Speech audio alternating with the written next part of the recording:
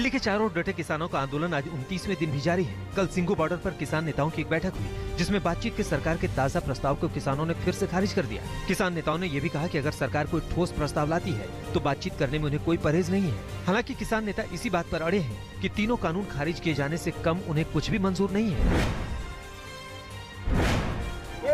0 degree में लोग बैठे हैं, 40 लोग का देहांत हो गया। हम इतना तकलीफ में है, हम की घूमने आया क्या, टूरिज्म करने आया दिल्ली में, हम समाधान सोचा था। मगर सरकार लगातार हमारा साथ धोखा कर रहा है, एजेंडा में नहीं जा रहा है। पहले दिन से हम बोला क्यों हमको दावत दिया, एजेंडा क्या है।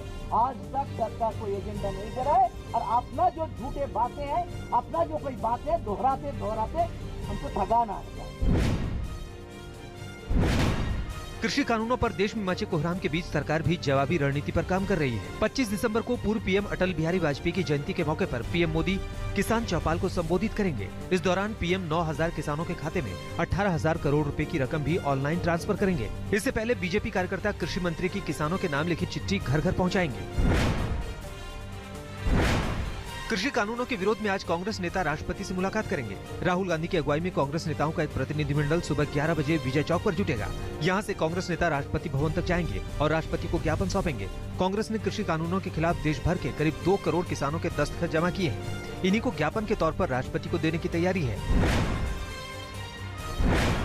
किसान आंदोलन को लेकर बीजेपी ने एक बार फिर विपक्षी दलों को निशाने पर लिया है। बीजेपी प्रवक्ता संबित पात्रा ने आरोप लगाया कि आंदोलन के पीछे वामपंथी संगठनों का हाथ है। पात्रा ने यह भी आरोप लगाया कि जिन जिन राज्यों में लेफ्ट की सत्ता रही वहां किसानों का सबसे ज्यादा शोषण हुआ। वहीं यूपी के सीएम योगी आदित्यनाथ ने भी किसान सम्मान दिवस के मौके पर आरोप लगाया कि विपक्षी पार्टियां किसानों को झूठा डर दिखाकर बहका रही हैं। जम्मू कश्मीर में हुए डीडीसी चुनाव में सनसनीखेज खुलासा हुआ है। आरोप है कि चुनाव में खड़े हुए 2 उम्मीदवार पाकिस्तान मूल के हैं। इस बारे में चुनाव आयोग से भी शिकायत की गई है, जिसके बाद इन 2 सीटों पर बैलेट बॉक्स नहीं खोले गए और काउंटिंग रोक दी गई। दोनों उम्मीदवार कुपवाड़ा और बांदीपुरा जिले के हैं। आयोग इसकी जांच कर रहा है। पश्चिम बंगाल में बीजेपी और टीएमसी के बीच घमासान और तेज हो गया है। प्रदेश बीजेपी अध्यक्ष दिलीप घोष ने टीएमसी को कोरोना वायरस से भी ज्यादा खतरनाक करार दिया है। बीजेपी ने ममता सरकार पर आरोप लगाया है कि केंद्र की योजनाएं राज्य में रोकी जा रही हैं और किसानों को मिलने वाली किसान सम्मान निधि सिर्फ बंगाल के किसानों को नहीं मिल पा रही है।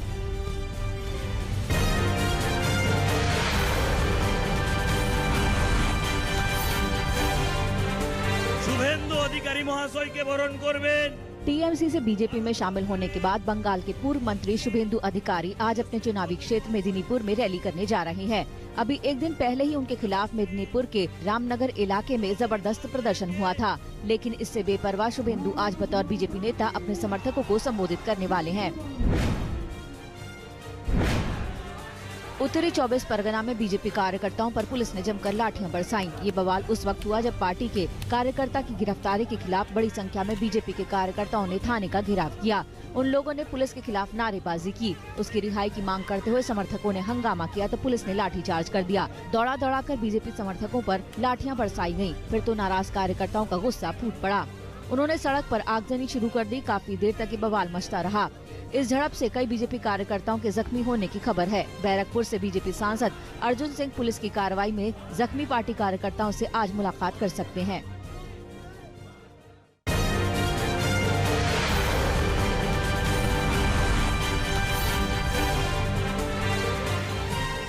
पीएम मोदी आज पश्चिम बंगाल की विश्व भारती यूनिवर्सिटी से वीडियो कॉन्फ्रेंसिंग के जरिए जुड़ेंगे। विश्व भारती यूनिवर्सिटी के 100 साल पूरे हो रहे हैं। इस मौके पर पीएम विश्वविद्यालय के छात्रों और शिक्षकों को संबोधित करेंगे। विश्व भारती देश का सबसे पुराना केंद्रीय विश्वविद्यालय है। इसकी स्थापना गुरुदेव रविंद्रनाथ टैगोर ने 1921 में की थी। इससे पहले रविवार को अपने बंगाल दौरे में गृह मंत्री अमित शाह ने भी शांति निकेतन का दौरा किया था। कोरोना संकट और वायरस के नए स्ट्रेन की दहशत के चलते देश भर में क्रिसमस और नए साल के जश्न की तैयारियां ठंडे बस्ते में चली गई हैं। भीड़ भाड़ जुटने से रोकने के लिए कई राज्यों ने नए प्रतिबंध लागू कर दिए हैं। महाराष्ट्र के बाद राजस्थान और कर्नाटक में भी नाइट कर्फ्यू का आदेश दिया गया है। वहीं गुजरात में क्रिसमस और 1 दिसंबर को भीड़ नहीं जुटाने की सख्त हिदायत है। पश्चिम बंगाल सरकार ने बोर्ड परीक्षाओं को अगले साल जून तक टाले जाने का आदेश दे दिया है। 10वीं 12वीं की परीक्षाएं पहले फरवरी में होनी थी, लेकिन मौजूदा कोरोना संकट और फिर बंगाल विधानसभा चुनाव होने के चलते इन्हें जून में करवाने का फैसला किया गया है। इससे पहले सीबीएसई ने भी देश भर में फरवरी मार्च में होने वाली बोर्ड परीक्षाएं टाल दी हैं। दिल्ली में कोरोना संक्रमण के हालात पर लगातार सुधार हो रहा है। करीब 4 महीने बाद राजधानी में लगातार तीसरे दिन 1000 से कम कोरोना केस दर्ज किए गए हैं। बीते 24 घंटे में दिल्ली में 871 मरीज सामने आए, जबकि 18 मरीजों की मौत हो गई। वहीं पहली बार दिल्ली में संक्रमण दर 1% से नीचे आई है। इसके अलावा रिकवरी रेट भी पहली बार 97% से ऊपर दर्ज हुई है।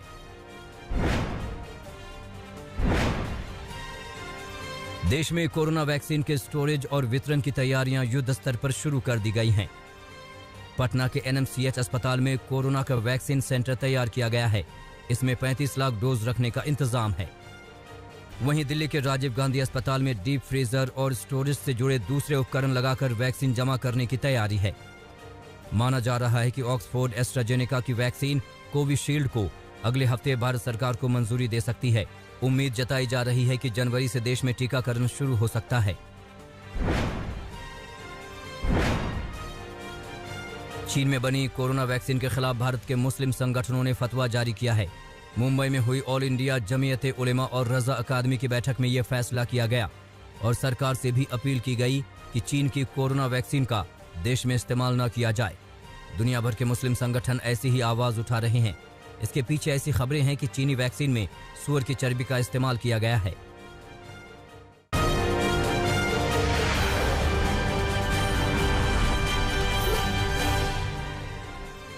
पटना में बिहार पुलिस के एक कांस्टेबल को रेप के आरोप में गिरफ्तार किया गया। कांस्टेबल राजीव कुमार पर सहयोगी महिला कांस्टेबल के साथ रेप का आरोप लगा। आरोप है कि कांस्टेबल राजीव कुमार ने वारदात को पटना के होटल में अंजाम दिया। आरोपी कांस्टेबल सहरसा पुलिस लाइन में कार्यरत था। पीड़ित महिला कांस्टेबल भी सहरसा जिले में ही तैनात थी। पीड़िता का पति भी बिहार पुलिस में ही कांस्टेबल है, जिसकी शिकायत पर पटना के राजीव नगर थाने में केस दर्ज किया गया। यूपी के एटा में छात्रा के साथ रेप का मामला सामने आया है। पीड़िता की शिकायत पर पुलिस ने केस दर्ज किया और फिर 2 आरोपियों को गिरफ्तार करके जेल भेज दिया। छात्रा जब टेम्पो में स्कूल जा रही थी तभी आरोपियों ने दुष्कर्म किया। चलते टेम्पो में आरोपियों की करतूत को देखकर आम लोगों ने लड़की को बचाया। पीड़िता के परिवार वालों की तहरीर पर दोनों आरोपियों को गिरफ्तार किया गया। मुजफ्फरनगर के कार सवार बदमाशों ने 2 भाइयों पर गोली बरसाई, जिसमें एक गंभीर रूप से घायल हो गया, जबकि दूसरे भाई ने ईख की खेत में कूदकर जान बचाई। बीजेपी नेता धारा सिंह की हत्या के मुकदमे के मामले में दोनों भाई बाइक पर सवार होकर कोर्ट जा रहे थे, तभी कार सवार बदमाशों ने वारदात को अंजाम दिया। घायल शख्स को अस्पताल में भर्ती कराया गया है। घटना की सूचना मिलते ही पुलिस महकमे में हड़कंप मच गया है। पुलिस आगे की छानबीन कर रही है। झांसी में आरपीएफ के कांस्टेबल से 3 लाख रुपए की लूट को अंजाम दिया गया। पीड़ित कांस्टेबल के मुताबिक जब वो 3 लाख रुपए लेकर जा रहे थे तभी लोकोशेड के करीब पुलिस पर 3 युवक बैठे थे, जहां उसकी आंखों में मिर्ची झोंक दी और पैसे लेकर बदमाश फरार हो गए।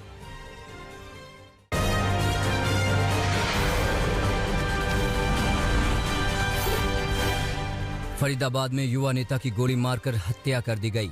युवा नेता की पहचान मनोज भाटी के रूप में हुई है। मनोज भाटी ने फरीदाबाद के तिगांव विधानसभा सीट से 2019 में चुनाव भी लड़ा था। दिन दहाड़े हुई इस हत्या के मामले में पुलिस जल्द ही आरोपियों को गिरफ्तार करने का दावा कर रही है। क्राइम ब्रांच की कई टीमें छापेमारी कर रही है। झांसी में पुलिस ने पार्षद के पिता की हत्या में आरोपी नेता को गिरफ्तार कर लिया। पकड़ा गया आरोपी कांग्रेस का नेता है। 19 दिसंबर को पार्षद का पिता आजाद सिंह यादव खेत से घर लौट रहे थे, तभी उनकी गोली मारकर हत्या कर दी गई थी। मृतक के बेटे ने कांग्रेस के नेता राजेंद्र सिंह यादव और उनके भाई योगेंद्र सिंह यादव समेत 4 लोगों के खिलाफ केस दर्ज कराया था। आगरा में सहेली के बॉयफ्रेंड से प्यार करने की कीमत युवती को जान देकर चुकानी पड़ी। युवती की सहेली और उसके बॉयफ्रेंड ने मिलकर साजिश रची और फिर युवती का बेरहमी से कत्ल कर दिया। लव ट्रायंगल का ये मामला थाना शमशाबाद क्षेत्र का है। 20 दिसंबर को युवती की लाश मिली थी। पुलिस ने कॉल डिटेल और आरोपियों से पूछताछ के बाद वारदात का खुलासा किया। एसपी ग्रामीण ने कहा कि आरोपियों को गिरफ्तार कर लिया गया है। ग्रेटर नोएडा में एनकाउंटर में पुलिस ने शार्प शूटर समेत 2 बदमाशों को गिरफ्तार किया है।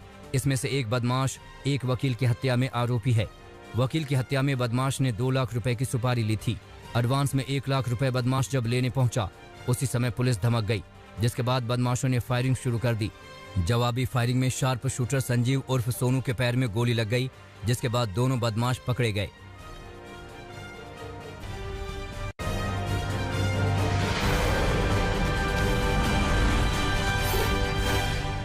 जो बाइडेन ने साइबर अटैक के मुद्दे पर राष्ट्रपति ट्रंप को घेरा। बाइडेन ने साइबर अटैक के लिए ट्रंप को जिम्मेदार ठहराया। पिछले हफ्ते करीब आधा दर्जन सरकारी एजेंसियों पर साइबर अटैक हुआ था। ट्रंप ने इसके लिए रूस को जिम्मेदार बताया था। कराची के आइस फैक्ट्री में ब्लास्ट हुआ, जिसमें 8 लोगों की मौत हो गई, वहीं 30 से ज्यादा घायल हो गए। आइस फैक्ट्री के ड्रम में कुछ रसायनों की मौजूदगी के चलते विस्फोट हुआ। पुलिस मामले की तहकीकात कर रही है। ब्रिटेन फ्रांस को जोड़ने वाले चैनल टनल के बाहर फंसे हजारों ट्रक ड्राइवरों में गुस्सा बढ़ रहा है। सरकार के खिलाफ विरोध प्रदर्शन के चलते एक ड्राइवर हिरासत में लिया गया। फ्रांस ने कोरोना के नए स्ट्रेन के चलते ब्रिटिश ट्रकों की एंट्री पर बैन लगा रखा है। साउथ कोरिया और जापान ने ब्रिटेन से आने वाली उड़ानों पर रोक लगाई है। फिलहाल जापान ने ये रोक विदेशी नागरिकों पर लगाई है। अपने नागरिकों को जापान ने लौटने की अनुमति दे दी है। दुनिया भर में कोरोना की रफ्तार जारी है। संक्रमित मरीजों की संख्या 7 करोड़ 84 लाख के पार पहुंच गई है। महामारी में अब तक 17,26,000 से ज्यादा लोग जान गंवा चुके हैं। वहीं करीब 5 करोड़ 52 लाख लोगों ने कोरोना को मात दी है।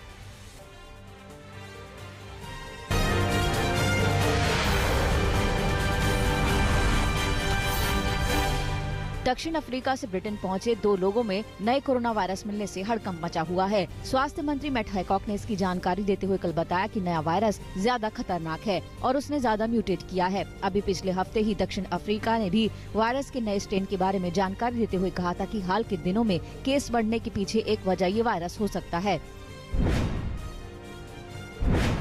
ब्रिटेन में कोरोना वायरस का नया स्ट्रेन मिलने के बाद कनाडा ने भी उड़ानों की आवाजाही पर पाबंदी लगा दी है। प्रधानमंत्री जस्टिन ट्रूडो के मुताबिक ये बैन 72 घंटों के लिए लगाया गया है। इन सब के बीच कनाडा सरकार ने मॉडर्ना की वैक्सीन के इस्तेमाल को इजाजत दे दी है।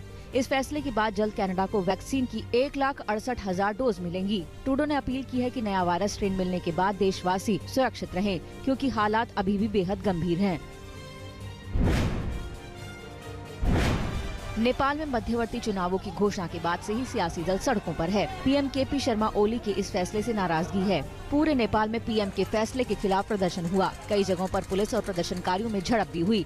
पार्टी के झंडे के विरोध में जमकर नारेबाजी की गई। वीरगंज में जुलूस निकालकर एक सभा भी आयोजित की गई। प्रदर्शनकारियों ने मांग की है कि नेपाल में मध्य अवधि चुनाव कराने के फैसले को वापस लिया जाए।